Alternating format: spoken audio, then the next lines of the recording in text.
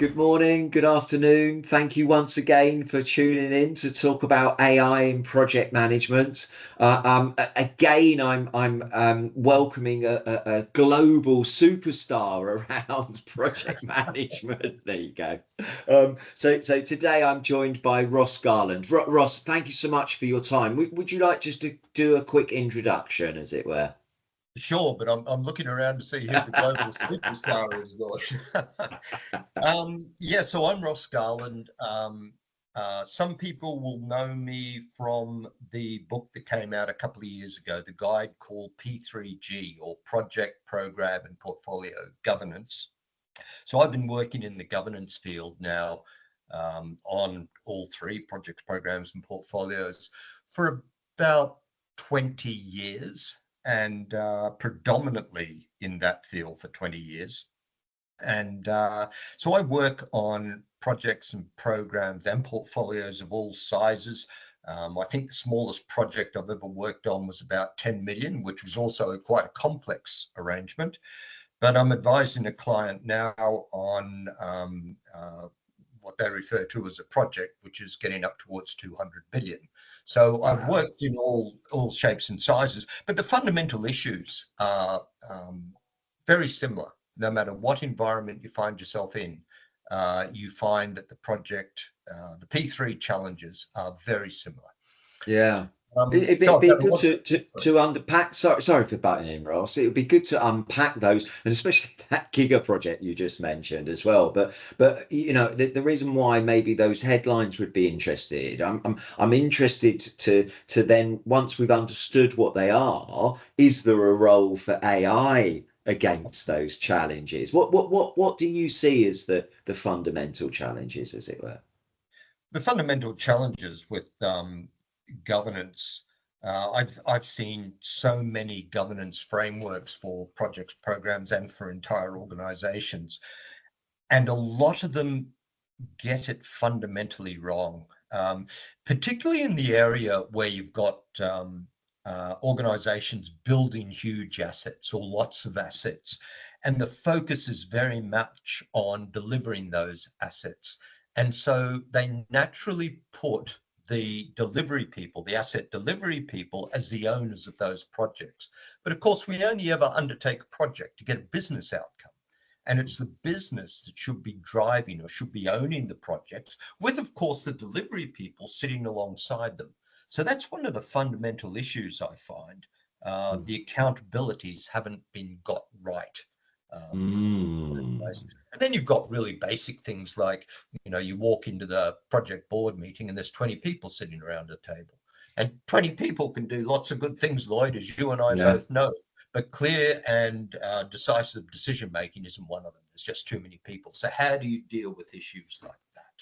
That's fascinating. Now, I was always taught, and I won't tell you what year, because you can tell with my ever-going white beard, it was a few years ago. But I always remember, it stuck with me, the span of control, 6 to 7 people. Is that what you're thinking about in terms of project board sizes, or? It's not so much span of control, but in terms of project board size, there was a study done by Harvard Business Review. It's a few years old now, but they looked at decision-making committees and found that once they get above about 8, decision-making is severely impacted. There's just Yeah. too many people. Yeah, you can't get effective decisions. So somehow you've got to make sure that your decision-making committee is no larger than 8. I normally say, if you're dealing with a complex program, 10 at the absolute maximum. And Yeah. that can be really challenging on huge programs of work, really Yeah. challenging. Yeah. So then you need mechanisms for the people who aren't sitting in the tent and who think they should be in the tent. You need mechanisms for keeping them happy. So, yeah. Yeah. I can imagine it gets very political about who's round the table as well, because I was thinking it's not just a question of volume, I was imagining it's also to do with what data or what information is being presented within those meetings, and even how the information is being presented as well. What's your thoughts on that? Yeah, well, very important. And organizations often get this wrong because what you're looking for at that board level, at the project board or program board level, is investment quality information. And by investment quality, what I mean is the information that helps shapes the project or the program. The other information is extraneous and just bogs down a committee. So what you have to do, like you made the point that data is one component, and it's Yeah. not data, is it? It's Yeah, information. You yeah, have yeah, to yeah. formulate Hopefully it's information anyway. Yeah.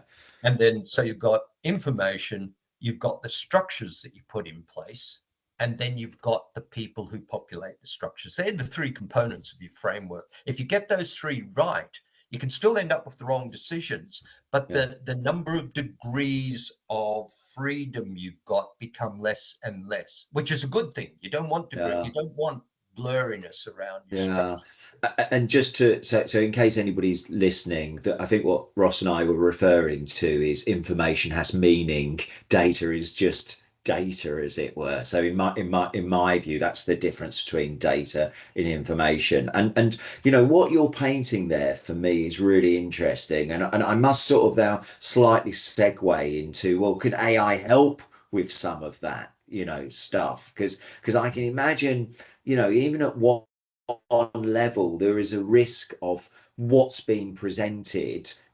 So bias, in a more a technology type statement, as it were, bias in what's being presented, how it's being presented as well. Are you starting to see that AI is, part of those conversations at all? Not yet, but I can see that they will be. So there's two areas you can look at. The first is establishing a governance framework, going about establishing a governance framework. And the second area then is, once it's established, providing the information that supports the decision making.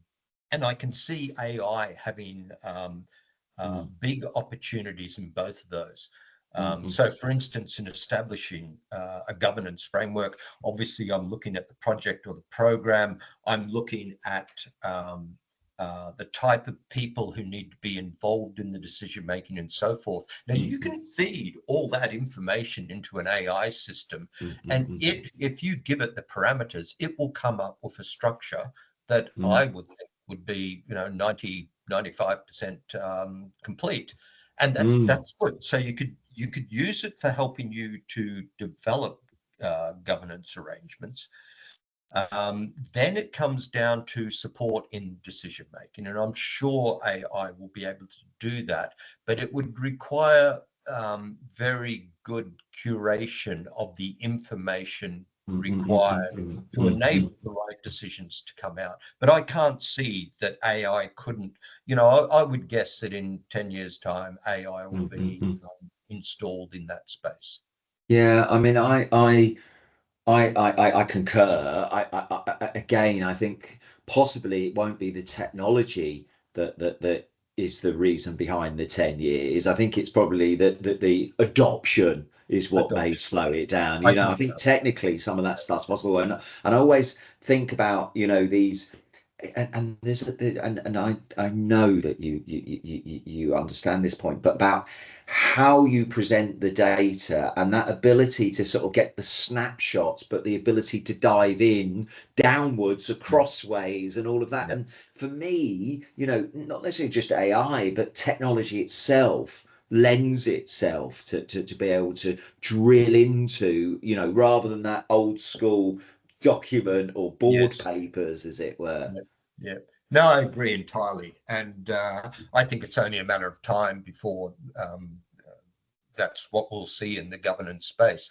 And the thing to bear in mind too is that the people who sit on these project boards and program boards, they've got day jobs that are keeping them going 10 hours a day, and then suddenly you put them in charge of a $200 million project. Yeah, yeah, And they've got to take that on board too. So anything that can support them in helping them to make decisions is going to be gold dust to them. So I think yeah, the drive will come from the executives who can see the opportunities there and can yeah. get more efficient decision making, which will save them time. Well, I think that's what I'm starting to see now is, and maybe PMI are part of this, but as the awareness of AI has become greater and greater. Not, and it's not just PMI. I don't know about you. If you turn the corner and somebody mentions AI, in some form, I mean, AI is basically ubiquitous now. It means everything to everybody almost. But I think that the point I'm making is that those people, those senior people, there's probably more of a pull from them to be able to say, are you using technology within governance as well as you could? Do you think do you imagine that pull's coming with and sorry for doing anybody a disservice, the more mature organizations, as it were?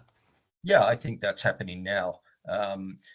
I would, the days of a project board being given a 50-page status report have to be numbered, because that's no good. That's not investment quality information. When you provide that much information, it ceases to be investment quality.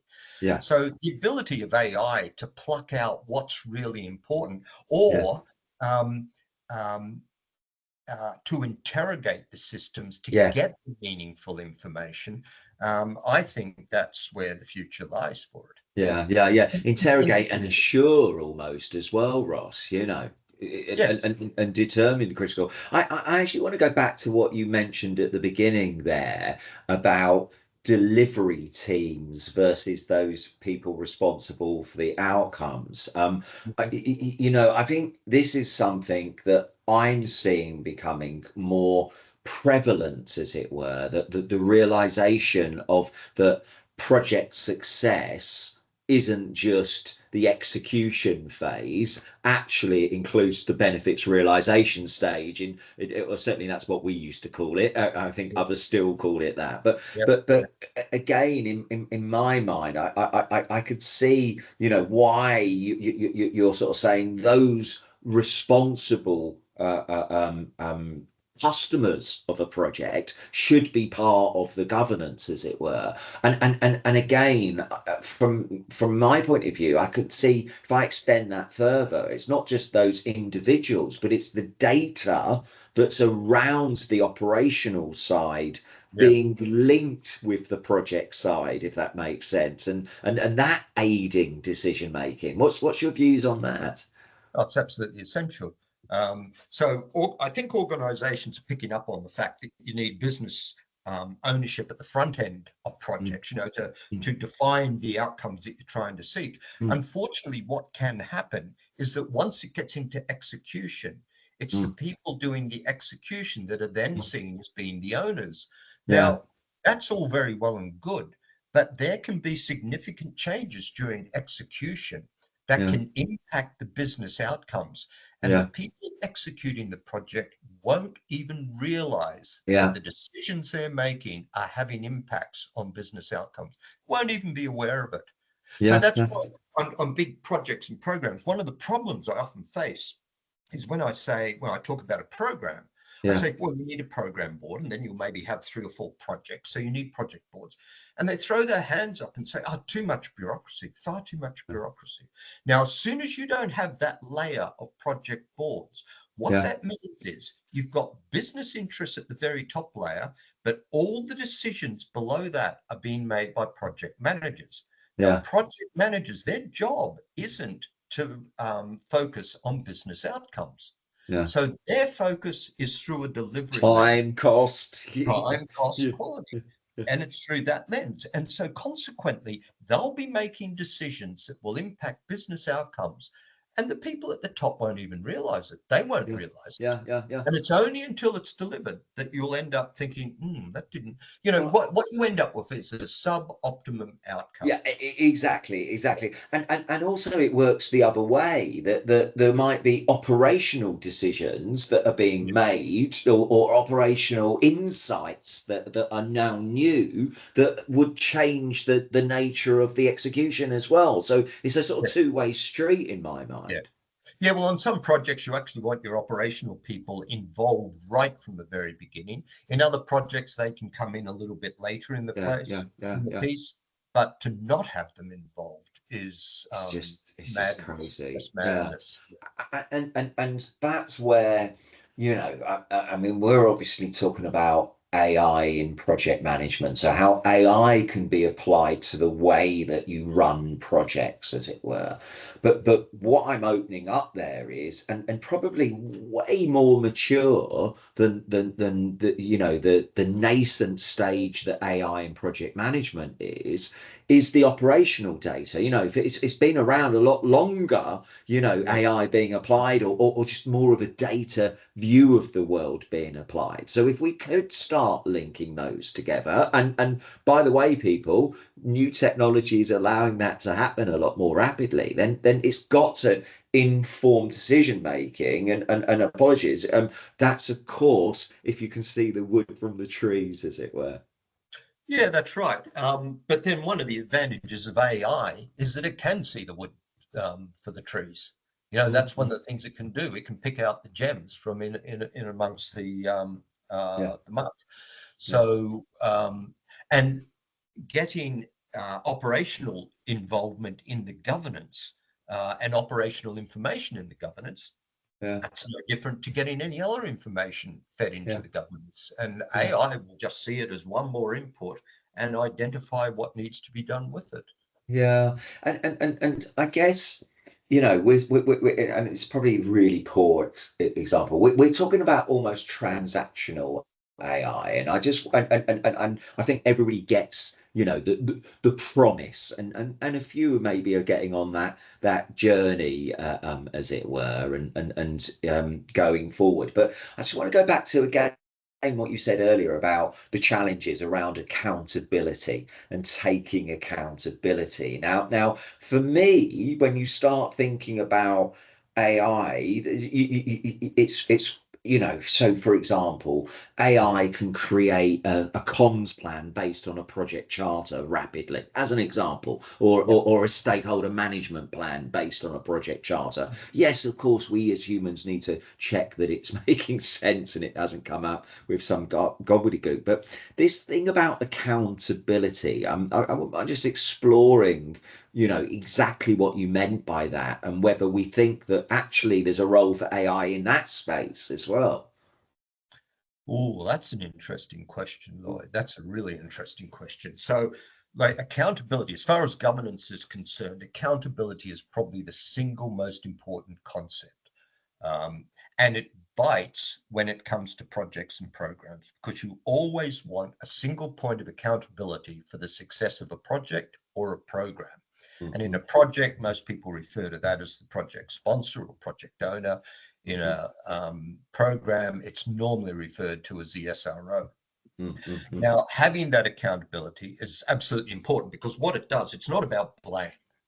Hmm. Accountability is not about blame, it's about Hmm. empowerment because making somebody accountable empowers them to start making decisions. Not as a Hmm. dictator, because they've got Hmm. people sitting alongside them in the board Hmm. who are Hmm. there to assist them. Hmm. So it empowers them to make decisions. Can AI, well, AI, as I said before, it can assist with the information um, and the decision making itself, but you can't, I wouldn't have thought you could have a system accountable for the decision. It Yeah, provides information. I hadn't gone that far, but let me start going that far, if I may, because we might be really crystal ball gazing in a second, but you're absolutely right. AI can pull all the data together, and you know, correctly trained, correctly implemented AI can appraise various decisions, look at options, look at the strengths and weaknesses of options.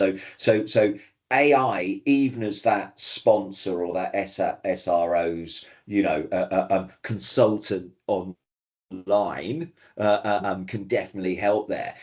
The point about making the decisions, and I've got to be careful in case people think I'm some sort of nut job on this, Ross, but I can tell you that's what's coming. That you know that AI can be trained to make decisions. We just, before we started, we just started touching on AI agents, and you know, and the fact that they can either autonomously or semi-autonomously send messages out. Yeah. So the example I give, I know you've got an approved business case. Go and set up all the budgets. Go and set up the project Yeah. schedule. Yeah. Populate the risk log, and all and it's all done automatically. So for me, I definitely think in our lifetime we will get automated project managers. And I think where it will come down to, and people that have heard me speak will probably know what I'm about to say, which is it will come down to a matter of two things in terms of adoption. It will come down to the complexity of the project. So if it's simple, a repeatable project, do you need a human in the loop? Yeah. And secondly, I think it will be time as well. Would we imagine an autonomous project manager in 5 years? Probably no. If I Yeah. then said 100 years, I'm sure some people on the call will be going, yes, that's likely to happen. Yeah. Yeah. If that did happen, Ross, and apologies if I'm going down rabbit holes, what's your thoughts on that, and how you'd manage that world, as it were? It's really interesting, isn't it? Because, like, I agree with you that that's coming. The question is, if important decisions are being made by a system, who is accountable if the system's got it wrong? And Yeah, the system can get it wrong because yeah, I think the one thing that systems will struggle with, AI systems, I mean, is personality, yeah, because it's such a difficult thing to try and build yeah, into the system understanding. So yeah, I think the question is around accountability. Now, if you've got a basic project as you were describing, I can see that maybe won't be an issue. But if it gets more complex, and you would need to be very clear about where the AI decision making ends and the strategic decision making begins, because strategic decisions could be taken into account things, at least in the medium term, that yeah. AI would struggle to take into account.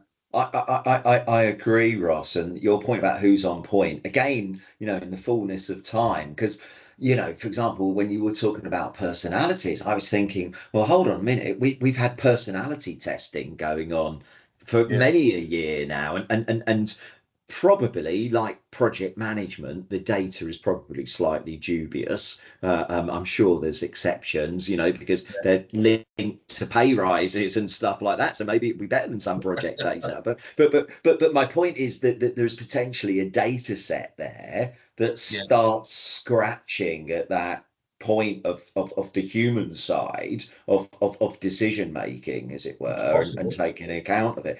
That I think at the moment we have a term, we call it human in the loop. So where is the human in the loop, as it were? And I Yeah, think that's sort of what you were getting at, which is, have you got your checks and balances in place if you are creating greater automation, if that makes sense? yeah. It's interesting because as soon as I was saying it and saying, who's accountable for the decision, immediately I thought, well, does it matter? Yeah. If Well, AI is making a decision, does it matter who's accountable well, for it? well, But I guess in some cases it will, and in other cases maybe it won't. sooner or later, Ross, there'll be a man on some desert island stroking a white cat who's making the decision. Quite possibly. But sorry, people. Obviously, we're not talking about tomorrow, and obviously, it will be paradise for us all as well when we get to that moment. Um, Listen, we've sort of fallen into maybe the scarier side of AI, and I think we've touched on it a little bit already in what we were saying, but again, just picking out this point of I don't know, ethics and decision making and making the wrong decisions. What's your sort of the dangers of AI, as it were, in a governance scenario? Yeah, there's a couple of things there, Lloyd. There's probably, in terms of decision making by AI, there would be a correlation with the risk associated with those decisions, I would think, meaning that perhaps there's a point at which the organization wants a human in the loop. It's And a up to that really point, good point, Ross. you Yeah, what, sorry? sorry, I'm writing it down because it's a fantastic point you're making. There are, So please do go ahead. Yeah. yeah, so maybe a correlation there with risk. In terms of ethics, surely you could build ethics into an AI system. Yeah. Surely you could build ethics in there. I don't know how, Yeah, but we call it responsible AI, and if you look at waves of technology, what we do in short term waves is we have standards that people like the government put in place. So I always use the example. If you remember when Wi-Fi came out, you wouldn't use a Wi-Fi unless it had a little Wi-Fi badge or a CE, a kite mark on it. I don't know about you. I can't remember the last time I checked my Wi-Fi badge to see where, my Wi-Fi, to see if it still had that badge. So I do think it's a moment in time, but certainly it's something that is very prevalent, and you see those debates even at European or global level. These leaders of countries talking about ethics and responsible and all of that sort of stuff. Again, the cynic in me says it's a sort of a losing battle, that tech companies are sort of bigger than countries these days. But I think maybe I don't want to go down that one. But your point, sorry, I've got to come back to this, correlation between risk scale and decision making, and the links to human in the loop. Ross, I think you're really onto something there in terms of, where do you set that bar of where you can automate and where you can't automate? yeah, well, I think it would vary from project to project. And as I was, or as you were talking, I was thinking, well, uh, what would scare me is AI in the weapons industry, the arms industry, and arms projects and things like my area's projects. And how does ethics build into that? I dread to think how ethics builds into Well, that.